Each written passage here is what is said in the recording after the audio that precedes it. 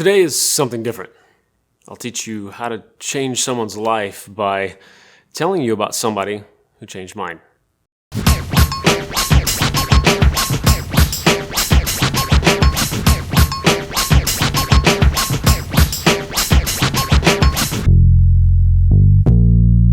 Welcome to the Jason Croft Show. For those familiar with this show, you know that we normally have a great business person with me in the BizMobile as we talk marketing, strategy, sales, and entrepreneurship.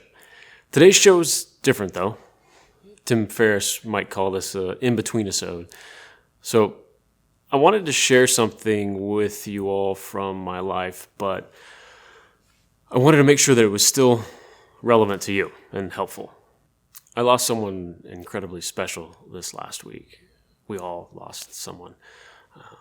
I haven't talked much about this to people because it's hard to convey in passing how important this man was to me and to so many close friends of mine. You see, to simply say that Andy Anderson was my film professor in college doesn't begin to scratch the surface of who he was to me and to all of us, our filmmaking family. Because make no mistake, and those in film know, when you make movies together, you are family. You know, a tragic example of that closeness and that bond and that family that was created back then amongst our filmmaking family. We lost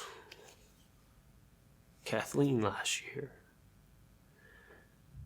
And, you know, our hearts went out certainly to Mike, her husband, who met during that, the two of them met during that time. And it was interesting because, you know, people would ask me, oh, did you keep in touch? Had you seen Kathleen recently? And it was hard for me to convey to them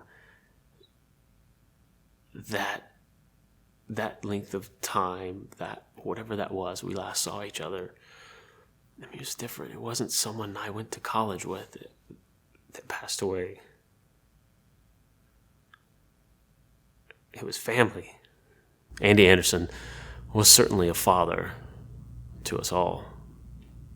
Andy was the greatest film teacher we could have hoped for, but when you do it from a deeper place like he did, what happens is so much more than an education in making movies. What gets taught are the deeper lessons of life, the emotional ones, the tough ones. So I don't know if you can sit down and decide to be a great leader and change someone's life. I don't know that I can give you a set of rules to follow that will make that happen, but what I can do is share how Andy changed mine and pull out the lessons along the way. So let's lay it out that way. We'll treat it like class for a minute.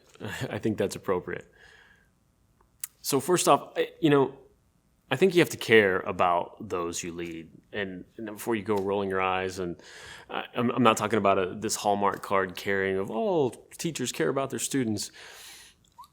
I mean a deep caring that drives everything you do. A caring that has you on set at 3 a.m. for your students' film just in case they need you, and we did.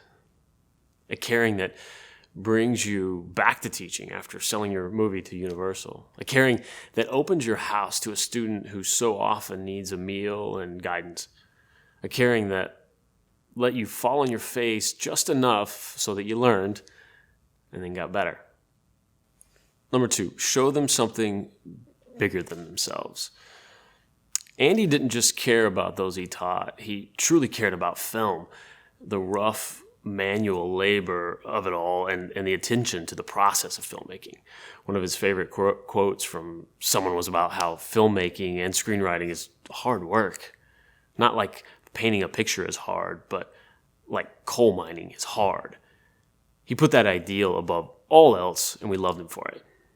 We held that same standard for making movies and loved how difficult it was. Film first. In response to the student in one of our first classes who claimed, he couldn't work on the film that semester because he was a bartender and worked during that time. Well, Andy said, you want to be a filmmaker? Do you want to be a bartender? Maybe that kid is still a bartender. I don't know, because he never came back. As a side note, and not to show up Andy in the great stories department at all, I will say that probably the best response to a student's excuse for not being able to show up for some film shoot was from another wonderful instructor of ours, Bob Castaldo. He had the best one. A student came up and basically said that she had to go to her grandmother's for a funeral. Bob's response: grandmothers die. Film is forever. Number 3, see in others more than they can see in themselves. I still remember vividly Andy introducing me to a visiting filmmaker friend of his. Jason is working on becoming a director of photography. I was thinking, wait, what? The thought had never even crossed my mind. But guess what I went on to do? Number 4, believe in someone's abilities and hold them to that standard. Andy empowered you. He built you up. He taught you the skills to do great things and to believe you could actually create something of value. And he cheered you on when you did well. And he knocked you down. He slid your script into the trash during a review session. He drilled your movie to the door of the classroom so you remembered not to fuck up like that again every time you walked in the room. He threw your film reels down the stairs, and you hated him for it, and you loved him for it, and you got better. And number 5, be just crazy enough. At least, act crazy enough to keep people guessing. Besides his great dry humor and his love of art and movies, one of the best things about Andy was how much he enjoyed his students being afraid of him. He kept them off guard just enough. Hints at past lives with secrets you hope to one day discover. Anger at mediocrity. A devious wit that was just the right amount of sinister. It all made Andy who he was and why we loved him.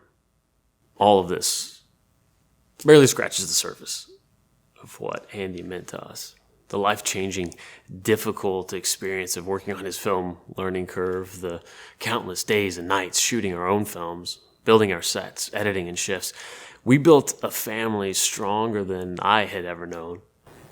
And it was built around Andy and film.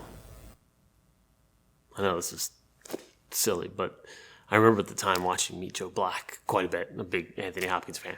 And in the movie, Anthony Hopkins has 2 kids, younger and older, and the younger was certainly favored. And, I felt less favored like that older kid sometimes with Andy. But Andy, just like his oldest tells her dad in the movie, it's okay to have favorites. You've always been mine.